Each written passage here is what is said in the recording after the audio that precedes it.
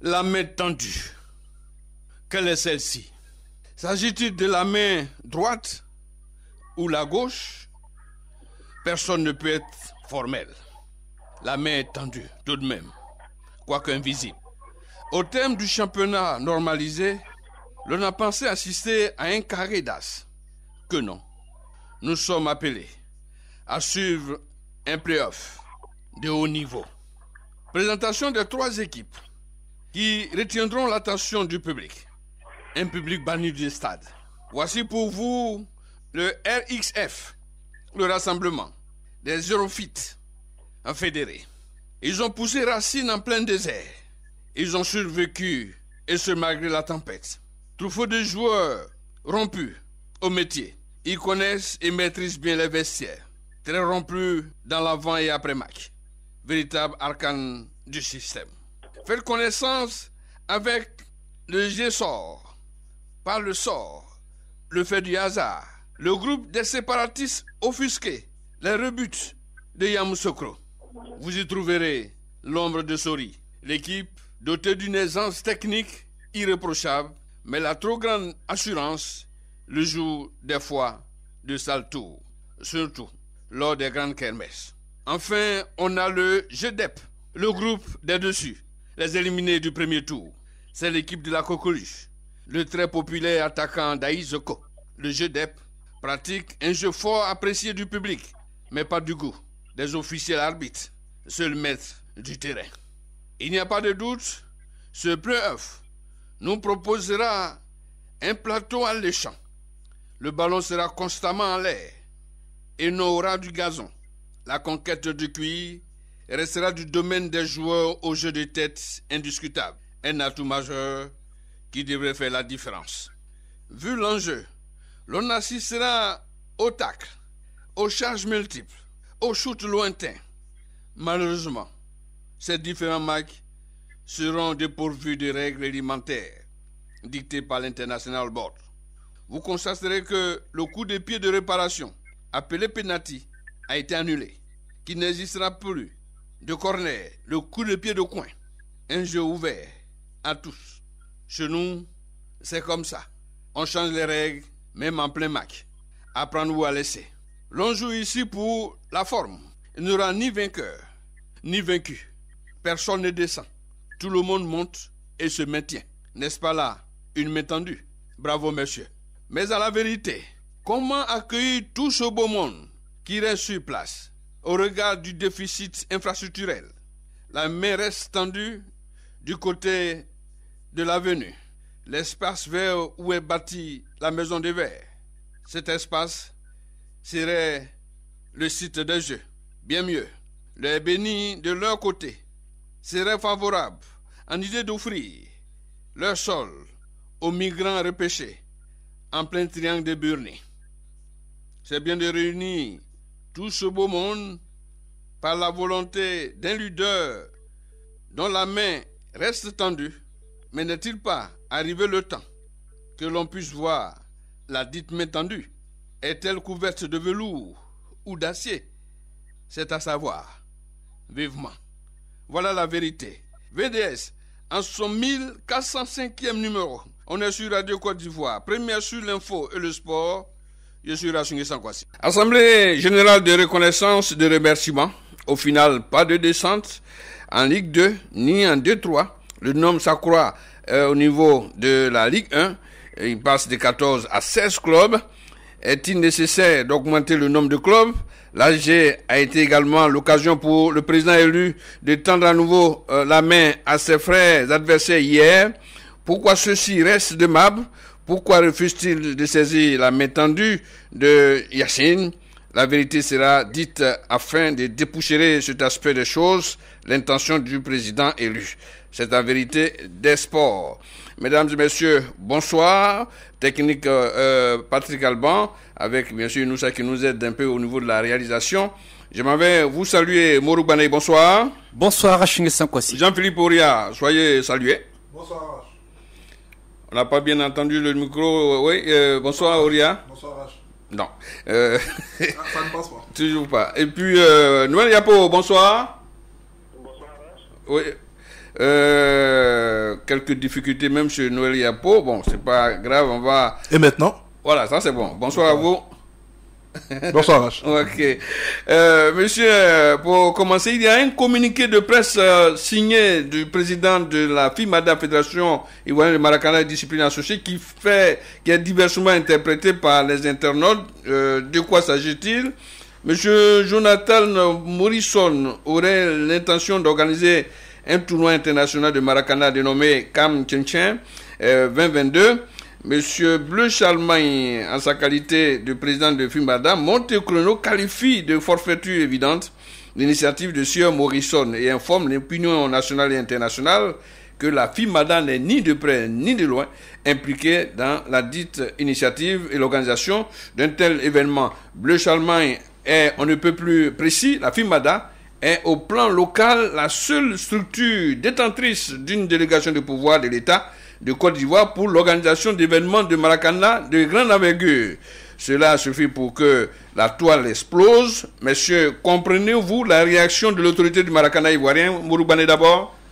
Je pense que l'autorité du Maracana au niveau de la Côte d'Ivoire, jusqu'à preuve du contraire, cette autorité-là est détenue par le Caire Bleu Charlemagne, qui est le président de la section ivoirienne, c'est-à-dire la FIMADA, la Fédération Ivoirienne de Maracana et Discipline Associée, et aussi le président de la FIMA, la Fédération Internationale de Maracana, qui a été créée le 5 août 2015 à Lomé. Et je pense que jusqu'à preuve du contraire, toute autre structure qui veut organiser du Maracana, être dans la légalité, doit pouvoir s'adresser à ces deux structures-là, que ce soit au plan continental, que ce soit au plan local.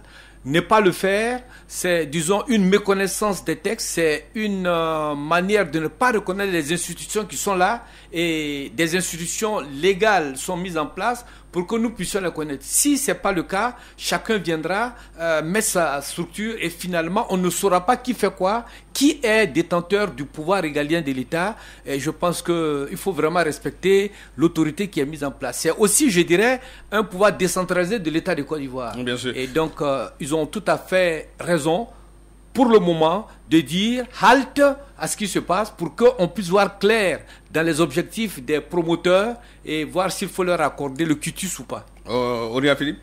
Je pense que le courrier de la FIMADA, qui est signé de M. Guiraud G. Albert, chevalier de l'ordre sportif, et qui a signé par la délégation, qui est le directeur exécutif de la FIMADA, a relevé deux termes, je pense, qui suscitent la polémique. Le premier terme, c'est le terme Maracana au sein du comité africain de Maracana, qui est la structure qui est chargée d'organiser ce tournoi dit Tchenchen 2022. Et ce comité africain parle de tournoi national professionnel. Donc, ce sont ces deux termes qui sont attaqués par le courrier de M. Bleu Charlemagne, parce que le terme Maracana ramène donc à la FIMADA. Peu importe le format de la compétition, le terme Maracana ramène à la FIMADA. Donc, il a rappelé que utiliser le terme Maracana était un terme déjà déposé par leur structure. Donc ça déjà, ce n'est pas compatible avec le Maracana. Déjà, c'est un label. Donc, voilà. Donc c'est le terme Maracana. Et l'organisation de compétition professionnelle de Maracana est du fait de la FIMADA. Donc voici en fait les deux éléments qu'ils ont touchés. Si M. Morrison change de nom, disons de son comité, qu'il appelle, je dirais, par exemple, comité de football assis sous surface réduite, peu importe, M. Bleu Charlemagne, il ne se sent pas concerné par cette structure. Ouais. Donc, ce sont ces deux éléments qu'il a soulevés. Voilà. Ouais. C'est-à-dire que pour la FIMADA, tout le monde peut organiser des compétitions de Maracana. Oui, on le fait. FIMADA, tout le monde l'organise. Mais une fois que ça rentre dans un cadre professionnel et d'envergure internationale, vous êtes obligé de passer par sa structure. Donc, je ne trouve pas la polémique qui devrait susciter autant de discussions sur la toile. Ok, Noël Yapo, un mot là-dessus? Oui, Rach, à mon sens, il ne devrait pas avoir de polémique, si ce n'est qu'on veut accepter le désordre. Quand je regarde le communiqué de la FIMADA, je crois que c'est un communiqué juste et qui permet au président Bleu dès maintenant d'attirer l'attention de la communauté nationale et internationale sur le fait que l'institution que lui il dirige, tant au niveau international qu'au niveau national, n'est en rien mêlé à cette organisation qui va se passer. Une organisation de cette envergure-là comporte toujours des risques. Il y a des risques sanitaires, il y a beaucoup de choses, il y a beaucoup de risques. Et donc, le président Bleu fait bien d'attirer l'attention de tout le monde, la communauté nationale et internationale, que ces deux structures qu'il dirige ne sont en rien mêlées à cette organisation. Et je le dis, quand on regarde la bataille qui est menée aujourd'hui au niveau du Maracana pour imposer cette discipline et avoir son siège en Côte d'Ivoire, je pense que ce n'est pas de la Côte d'Ivoire que doit partir ce désordre-là. Ça ne coûte à rien aux organisateurs de se mettre sous l'égide de la Fédération internationale de Maracana et de la Fédération ivoirienne de Maracana et de disciplines associées. Ça ne coûte vraiment rien de se mettre sous l'égide de cette association-là. Et quand je regarde un peu même les récompenses attribuées pour ce tournoi-là, pour moi, ça me paraît un peu utopique. On parle de 40 millions pour les vainqueurs, 20 millions pour les vaincus, 10 millions pour le troisième, 70 millions pour le tournoi de Maracana. Ça paraît quelque chose de grand. Et on ne peut pas faire quelque chose de grand sans respecter les règles, sans être dans la légalité. Le communiqué de la FIMADA dit clairement que c'est la FIMADA seule qui sont actuellement détentrice de la part du pouvoir que l'État lui a délégué pour organiser le Maracana. Donc tous ceux qui veulent organiser une compétition doivent se mettre en rang avec la FIMADA et organiser cette compétition-là. Donc, à mon sens, ça ne doit pas faire soulever la toile. Il faut que la toile comprenne qu'on est dans un pays organisé, que les choses ne peuvent pas commencer. On ne peut pas laisser les choses faire en l'état. Aujourd'hui, 3 récompenses sont à 70 millions. Ça veut dire que c'est un tournoi dont l'organisation est autour d'une centaine de millions. Et donc, on ne peut pas regarder ces choses-là. Et demain, quand ça va capoter et que ça va créer beaucoup de grabuges, on va pouvoir se mettre à crier. Donc, je suis d'accord avec la position de la Fédération ivoirienne de Maracana et disciplines associées.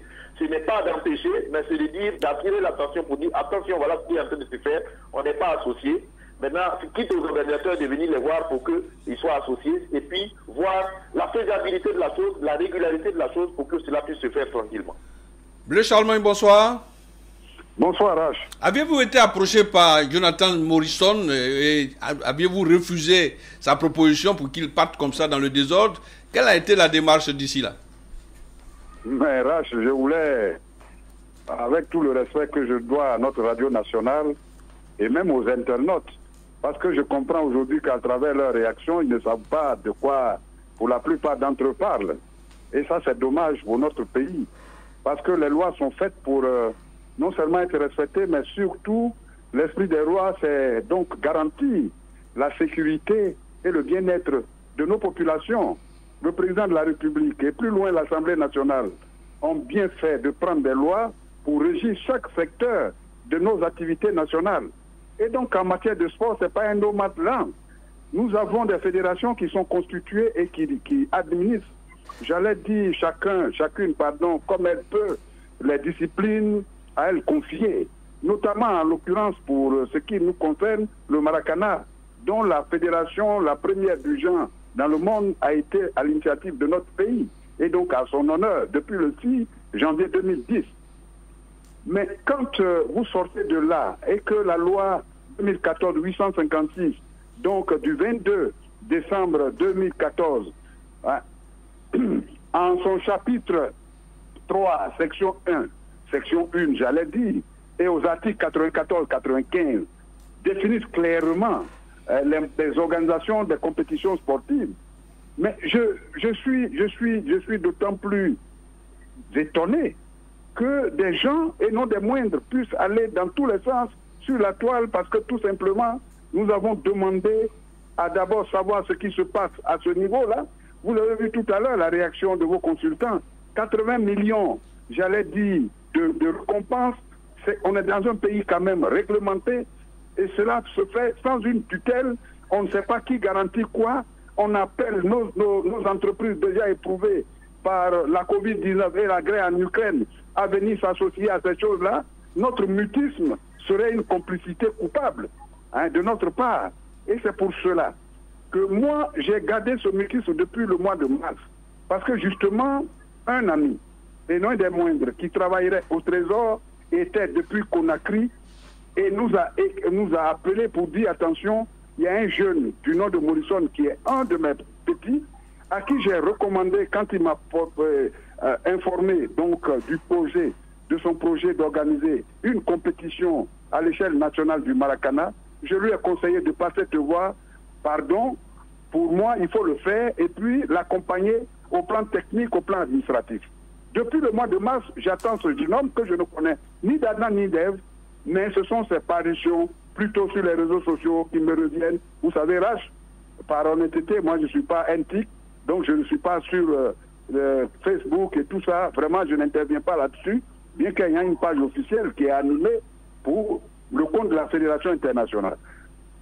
Donc pour moi, c'est quelqu'un qui allait venir depuis donc mars, avril, mai, ou même juin, et qui n'est pas venu jusque-là. Nous avons au bénéfice des jeunes Ivoiriens, oui. Nous voulons que vous en assurez la garantie, la sécurisation, les assurances, quel créneau on doit avoir pour que ce projet-là puisse aboutir.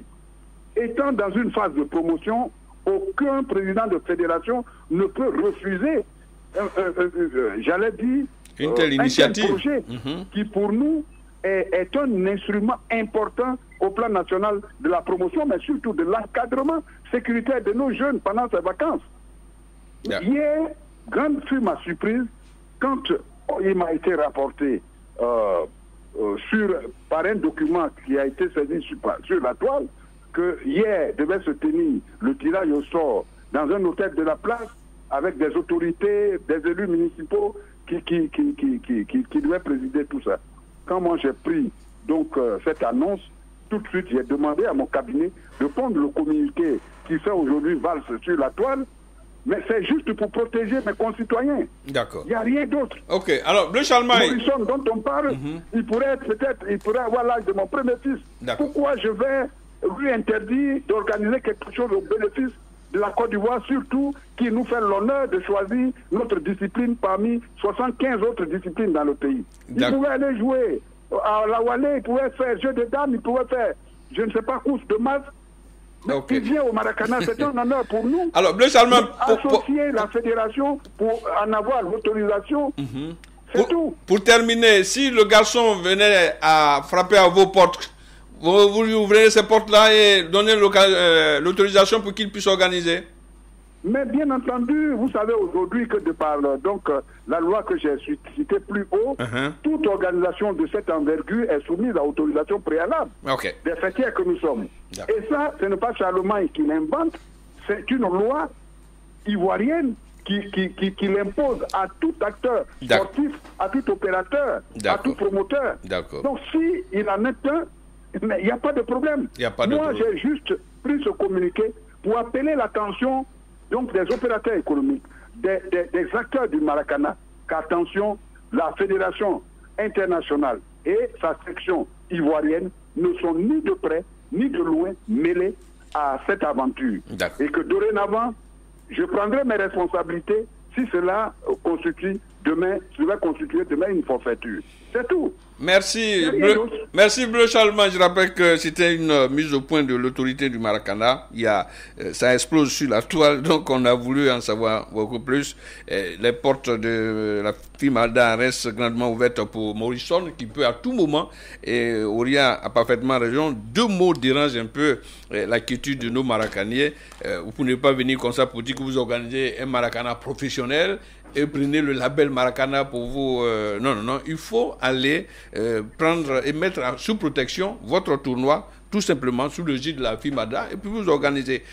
C'était un petit coucou pour tous ces vacanciers qui s'apprêtent à suivre ce Maracana-là, où nous demandons à Jonathan Morrison d'aller vers la tutelle pour se faire couvrir. Vérité des sports. Le mano à mano se poursuit entre le stade Abidjan et l'Africa Sport en Ligue 2 poule B.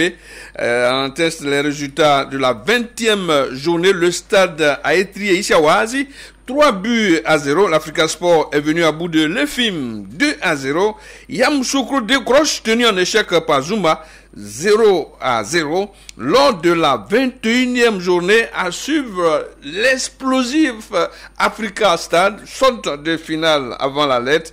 Je rappelle que le vainqueur aurait pratiquement les 2 pieds en Ligue 1. Ça va exploser, ça va être débordant du côté du Robert Champrou.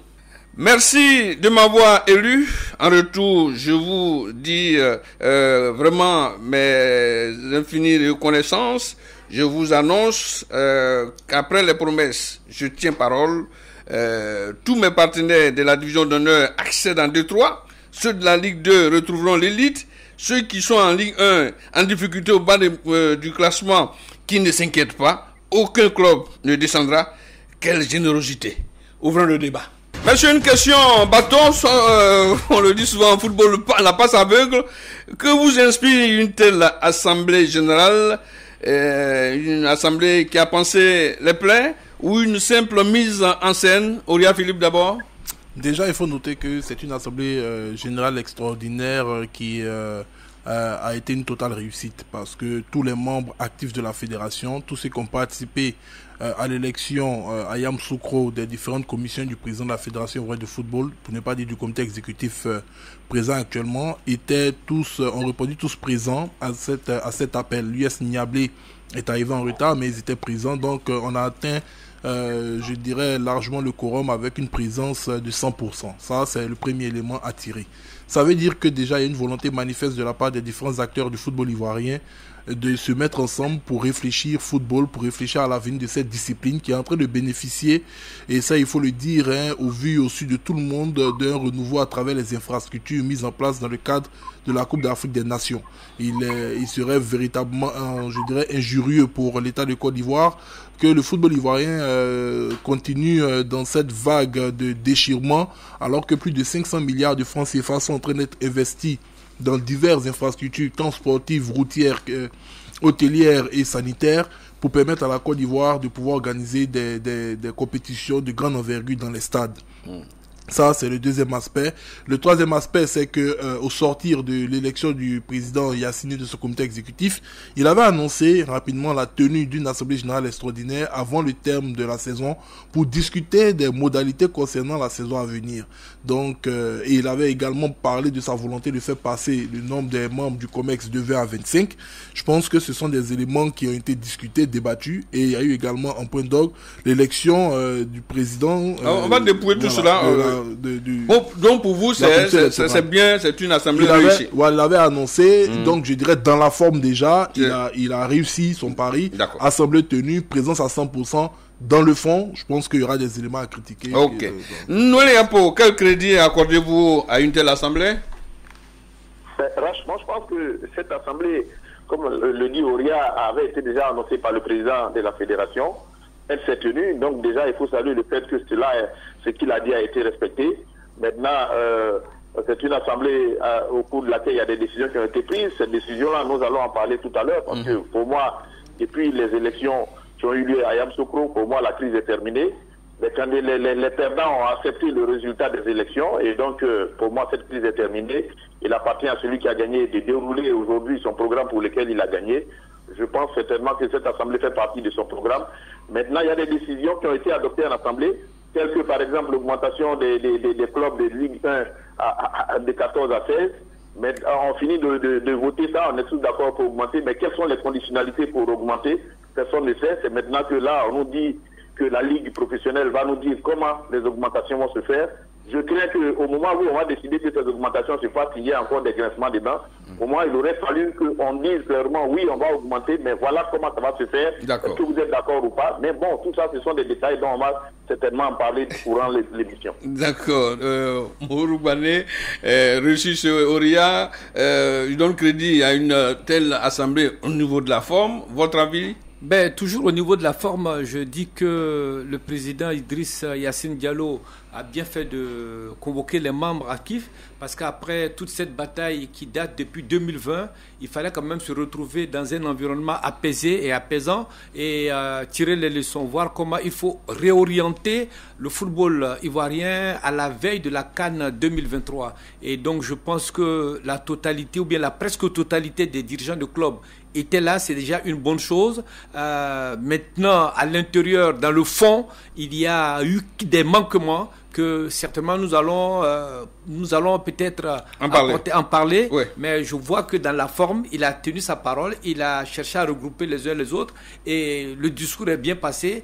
Mais dans le fond, est-ce que cela devait se faire comme ça? Tout reste à venir. Ouais, dans le fond, justement, il y a eu un premier glissement des dents. La mise sur pied, par exemple, de la commission électorale, même si c'était à l'ordre du jour communiqué au niveau de la presse, beaucoup de présidents, semble-t-il, n'ont pas eu cette information et qu'il y aurait la mise sur pied d'un comité électoral. C'est un manquement puisque le président même va reconnaître qu'il y avait une erreur qui s'est glissée. Noël Yapo d'abord. Oui, c'est un manquement puisque effectivement lui-même il a reconnu. Mais en même temps que c'était un manquement, moi j'ai dit bon, la précipitation pour élire aujourd'hui un comité électoral pour une élection qui va venir certainement, lui seul sait pourquoi. Il y a plusieurs manquements dans cette histoire parce que j'en ai parlé tout à l'heure. Le nombre de clubs est passé de 14 à 16. Et après, le président nous dit, ok, ben, la Ligue professionnelle va nous dire quelles sont les conditions pour faire monter. Nous connaissons les dirigeants de ce football, quand demain on va leur dire que pour faire monter, parce qu'aujourd'hui on a l'impression qu'aucun club ne va descendre. Ce n'est pas ce qui est dit. On dit le championnat va se jouer, la Ligue va se jouer à 16, mais on n'a pas dit forcément qu'aucun club ne va descendre. Ça peut être une formule de barrage. Par exemple, à jouer avec les deux, la Ligue 2. Si on adopte cette formule, il va y avoir des graissements dedans. Donc il y a eu quelques manquements comme ça. Et moi je vous dis à la limite que, par exemple, quand on regarde le vote, l'augmentation du comité exécutif de 20 à 25, bon, moi je regarde cette augmentation qui arrive maintenant à la suite de cette assemblée générale. Bon, pourquoi, honnêtement? Moi je suis pour un principe race. Il y a eu des élections. Il y a eu 3 candidats, il y a un candidat qui a gagné, qu'on laisse dérouler ce candidat-là, qui déroule son programme. Mais aller augmenter le comité exécutif en mettant 5 membres, donc 3 pour le côté Sori, 2 pour le côté Didier, on est encore dans les histoires des côtés. L'Assemblée générale a réuni tout le monde, ça veut dire qu'il n'y a plus de côté. Les élections ont été acceptées. Cette augmentation-là, à mon sens, aurait dû se faire si tous les postes n'ont pas été constitués. Mais aujourd'hui, le comité exécutif, c'est bouclé, tous les postes sont bouclés, et on va encore augmenter de 5 membres pour faire quoi? Pour créer des postes, pour contenter ceux qui ont perdu aux élections. Ouais. On n'a pas à contenter, ils ont perdu aux élections parce que leur programme n'était pas bon. Pour moi, ce sont des aspects qui, pour moi, l'Assemblée générale ne devait pas venir dessus pour voter encore 5 membres. Mais et si d'aventure, ces 2 personnes refusent de venir travailler dans ce comité directeur, les 5 membres là vont venir d'où? Parce qu'on nous a dit, il y a 3 qui vont venir du groupe de Sori, 2 du groupe de Didier. Si Didier et Sori disent, bon, nous avons accepté les résultats, mais nous laissons travailler le comité exécutif. Les 5 membres viendront d'où? Alors, toutes ces choses-là, je me pose un peu de questions dessus. D'accord. Et on revient un peu à cette commission électorale. Auria, où est l'urgence, la mise en place d'une commission électorale? Vous savez, moi j'ai toujours tendance à dire que l'Assemblée générale est souveraine. L'Assemblée générale ne se voit imposer aucun élément, ou même l'ordre du jour d'une Assemblée générale est en premier lieu débattu pour être adopté avant d'être, je dirais, disséqué ou étudié par l'Assemblée générale.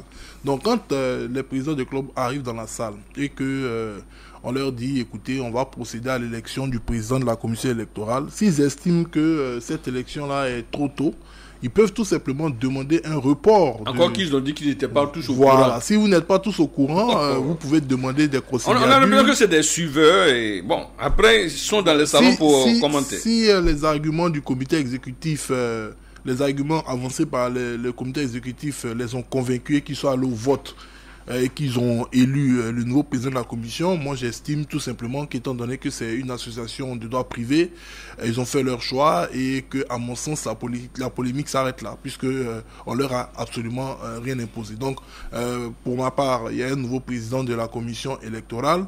On espère que dans la suite de la gestion fédérale, tous les points à l'ordre du jour seront très bien communiqués à tous les membres de l'Assemblée générale pour éviter ce genre de désagrément. Cette commission électorale se gérera comment? C'est du bénévolat, Bané, ou il y a quelque chose à rémunérer? Où viendra cet argent?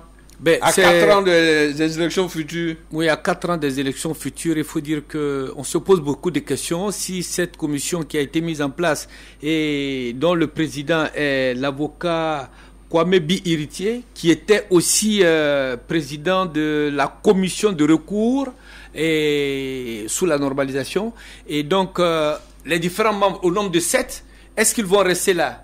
pendant 5 ans, parce que leur mandat a été porté de 4 à 5 ans, pendant 5 ans, ne pas tendre la sébile, c'est-à-dire ne pas avoir quelque chose au moins pour se mettre sous la dent. Ou bien ils sont là pour faire du bénévolat. Nous aurons souhaité qu'on nous situe là-dessus, parce que nous, on ne va pas toujours accepter ce que la fédération fait. Par le passé, la fédération pouvait le faire, ça pouvait passer comme une lettre à la poste. Même si on nous a imposé un entraîneur France au revoir, je pense que des décisions comme ça, on ne va pas nous les imposer. Il faut qu'on travaille là-dessus. Les supporters des listes de Sassandra nous ont montré et démontré qu'aujourd'hui, le public compte. Parce que nous sommes des clients, nous sommes des férus de football. On organise des matchs pour que des spectateurs aillent au terrain. Mais lorsque les supporters de liste sortent, le spectateur commence à avoir sa force dans les décisions. Et donc, il faut qu'on soit informé, il faut qu'on soit au même niveau d'information pour que demain, cela ne fasse pas désordre. Ouais. Donc, ceci pour dire qu'on a besoin de savoir si ces personnes viennent faire du bénévolat ou bien si elles auront des émoluments. Il faut être transparent. Les gens ont demandé au président quel est le salaire de Jean-Louis Gasset. On dit non, on ne dit Justement, on n'a pas le salaire. On ne sait pas. Mais pour la commission électorale, on veut savoir, parce que demain, si on dit encore des gens ont détourné l'argent, on viendra nous dire non, on a payé celui-là. Dès maintenant, il faut le dire. Okay. Et on anticipe. Donc, je ne sais pas si c'est du bénévolat, si ça a été discuté parmi eux, mais toujours est-il qu'on a besoin de savoir, surtout on a besoin d'être informé. Ok, rentrée de la descente en Ligue 2, gros point d'interrogation. Les deux derniers au classement de la Ligue 1 vont-ils jouer des matchs de barrage ou non, avec les deuxièmes des deux poules de la Ligue 2? Quelle formule pour assurer le passage de 14 à 16 clubs? Quelques préoccupations. Pourquoi attendre tout cela? Noël, j'étais en train de vous relancer sur cet aspect. Honnêtement, si on devait jouer les barrages, c'est maintenant qu'on le dit, on n'attendra pas le 28, puisque c'est une date d'une prochaine assemblée pour dire, bon, écoutez, on connaît la position de nos amis, on peut passer par le barrage, personne ne descend. J'ai l'impression que, parce que ce qui me gêne un peu, Bané ne me dira pas le contraire, c'est que le président actuel de la fédération est vice-président de la FAD. La FAD vient de sortir légèrement de la zone rouge. Le président d'honneur de CO Korogo en difficulté au bas du classement est Malik Toé, premier vice-président. Alors, on attendra le 28 pour connaître le sort de ces derniers avant de décider. Mais pourquoi ne pas? Cette assemblée était indiquée pour nous dire, écoutez, il y aura une phase de play-off et les vainqueurs monteraient en Ligue 1. Pourquoi ne pas dire ça maintenant? Bah oui, c'est le problème. Tout à l'heure, j'ai bien aimé le terme. C'est-à-dire qu'il y a des moments où on a l'impression que les dirigeants des clubs viennent à une assemblée générale sous la pression de quelque chose et que s'ils ne votent pas, il va y avoir des sanctions. Parce que je ne peux pas comprendre qu'ils finissent de voter l'augmentation de clubs. Oui, c'est une très bonne chose pour la compétitivité du football. Mais on finit de voter l'augmentation de clubs sans savoir comment cette augmentation de clubs va se faire. Et c'est quand ils sortent, ils ont fini de voter, qu'ils commencent à agresser les dents. Et le président de la fédération l'a dit. Après le vote, il a dit les conditionnalités de l'augmentation ils vont s'appuyer sur la Ligue professionnelle et la Ligue amateur pour leur faire des propositions sur comment cela va se faire. Mais ces propositions-là, quand elles vont être faites là, est-ce qu'elles vont encore retourner à l'Assemblée générale pour que l'Assemblée générale les valide? Non. Elles vont être faites au comité exécutif. Aujourd'hui, le comité exécutif qui est là, qui dirige la fédération, comme celle qui a dirigé la fédération d'hier, ce n'est pas des faits nouveaux, est aussi propriétaire des clubs. Donc, rares sont ceux qui vont voir leur club descendre, mais on est encore dans cette, pour dire quelque chose, c'est qu'on est encore dans cette logique de faire encore, de compenser, de contenter ceux qui ont aidé à être à ce poste électif-là, à gagner ces élections. On est encore dans cette logique-là. Et donc, quand on est dans cette logique, on ne peut pas définir clairement les choses. Ouais. Il aurait fallu que les présidents des clubs, les membres, les 81 membres sachent comment la montée va se faire. Ça doit être écrit. Voilà comment la montée va être faite. Est-ce que vous êtes d'accord dessus? Oui, on est d'accord. Ah, on n'est pas d'accord si c'est comme ça. Mais on a voté, oui, il va y avoir 16 clubs, on est tous d'accord. Mais comment les 16 clubs vont se retrouver, on ne sait pas. Ouais. C'est maintenant que la Ligue professionnelle va nous faire des propositions. Est-ce que les propositions de la Ligue professionnelle va faire vont plaire? Il y a problème. Donc, l'un dans l'autre, bon, on est dans un schéma qui n'est pas encore clair dans mon esprit, moi. Au Real, le jeu n'est pas très fluide là. Hein. Bon, ce qui a été Pourquoi ne pas annoncer déjà les règles du jeu? Moi, je ne sais pas. Sur cette base, je suis entièrement d'accord avec vous. Il n'y a pas de polémique à crier. On aurait aimé que les règles soient dites déjà lors de cette assemblée générale extraordinaire. Néanmoins, ce qui a été dit, c'est que les présidents des différentes ligues vont aller tout simplement s'entretenir avec les membres de leur ligue. Et c'est à l'issue de cet entretien que les propositions seront faites.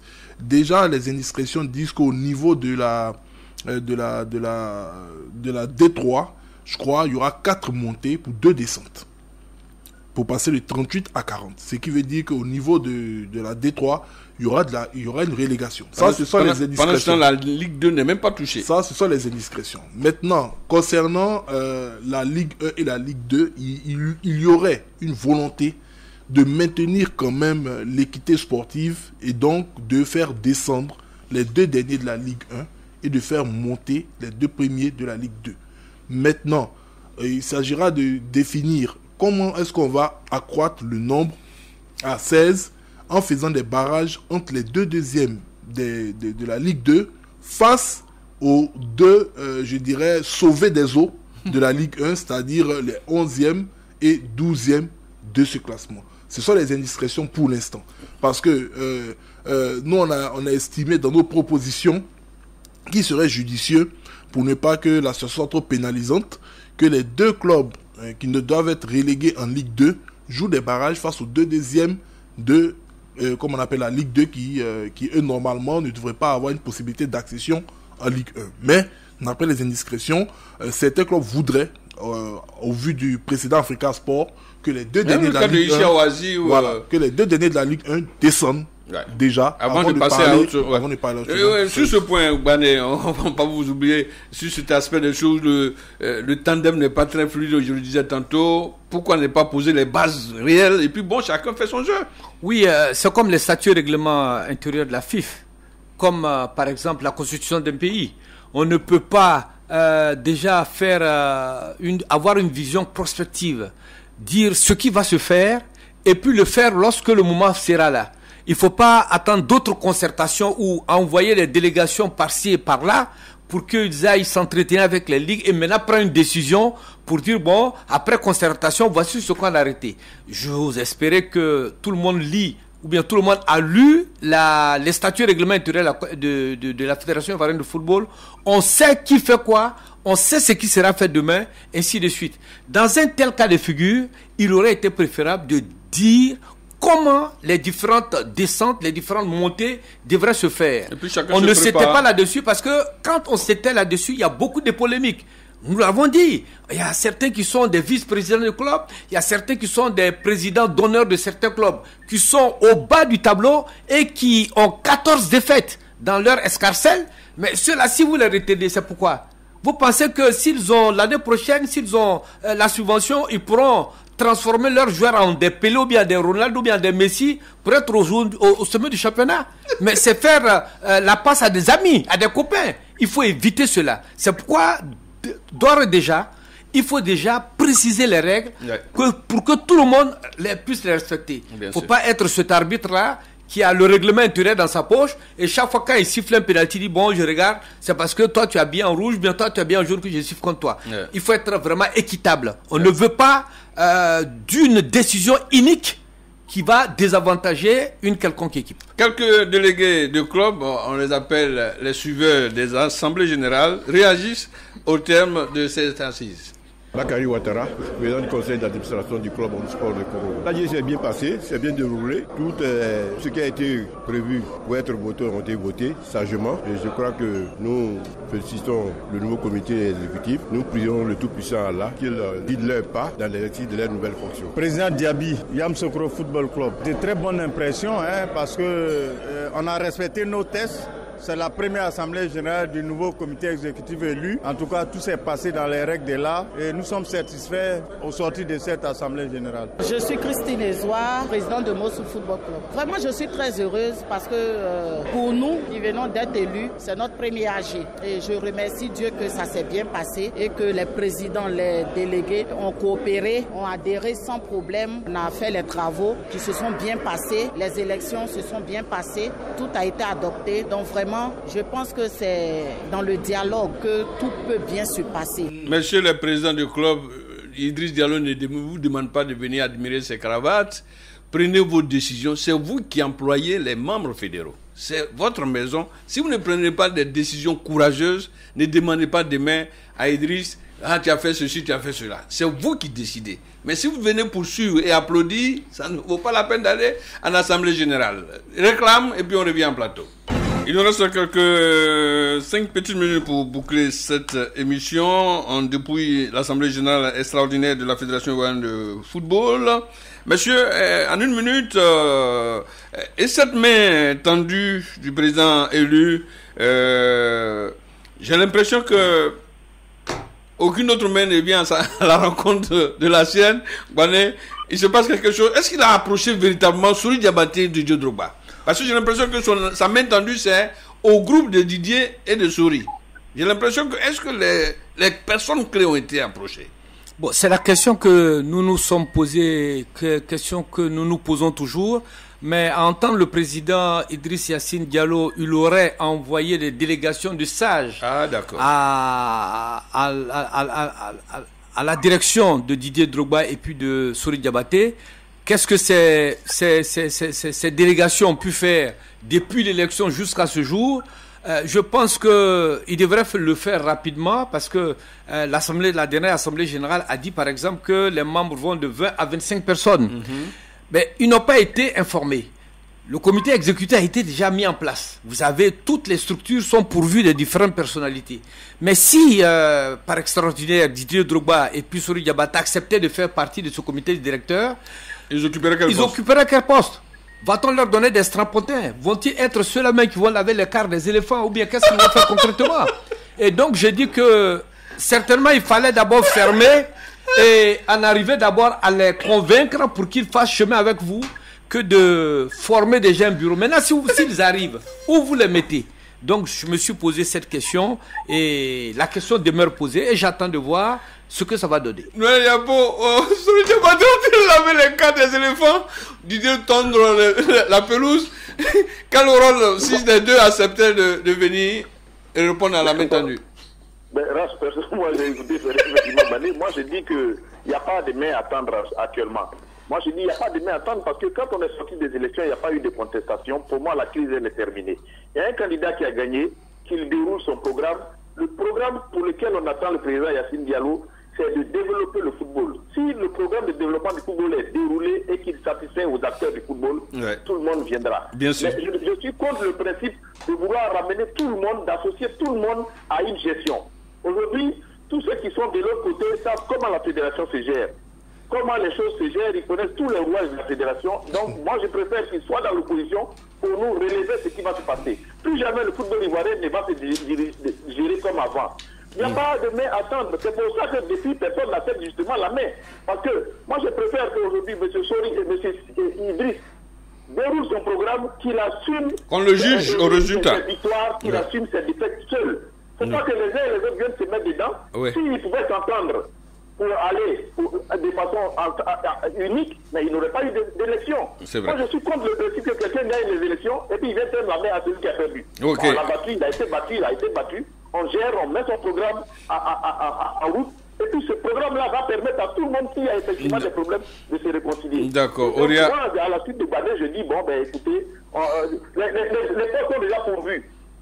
Pourquoi ce délit fait cette assemblée-là pour augmenter? J'ai posé la question tout à l'heure. Et s'ils ne viennent pas, les 5 autres postes là vont rester là. Ok, non. On a compris.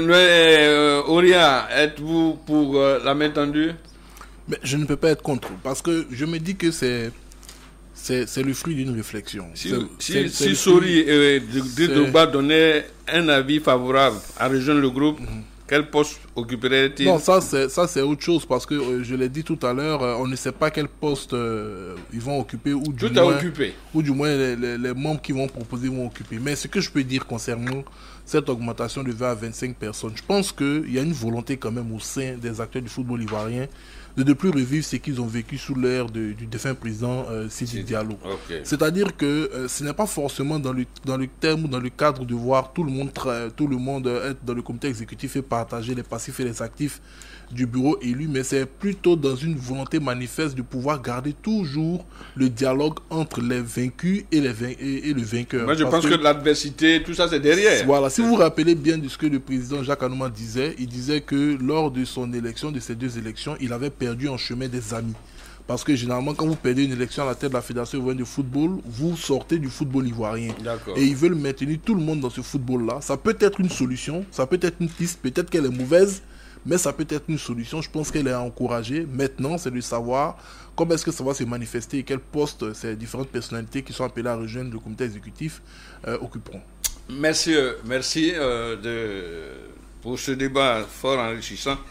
Bané, vous n'allez pas laver le cas des éléphants. Il n'y a plus de place là-bas de toute façon. Au cas Honoré, merci de nous avoir rejoints pour ce relais. Merci également pour la réalisation. Merci à tous ces nombreux auditeurs. On se retrouve demain pour un autre débat en plateau.